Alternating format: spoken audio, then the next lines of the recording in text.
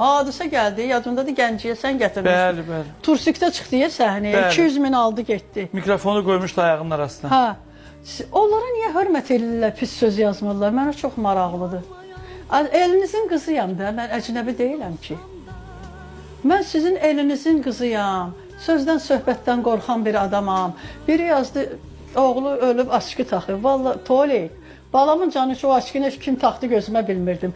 Evdən onu yola salmağa çıxanda günəşdə gözüm tutuldu. Aşkı taxıblar gözümə. Həm də mən hazırlaşmamışdım ki, ya qara şarf örtüm, ya göy şarf. Mən heç inanmırdım mənim balam. Düzdür. İnandırmaq istəmir.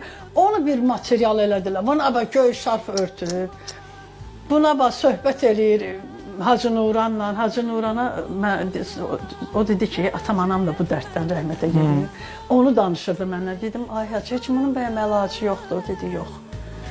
Mən heç yola salanda elə bilirdim, oğlumu yola salmıram. Mən kiminsə yasına gəlmişəm. Mən heç özümlə deyildim ki. Mənim ağıllı balam gedir deyə. Ağılı gözə gəldi.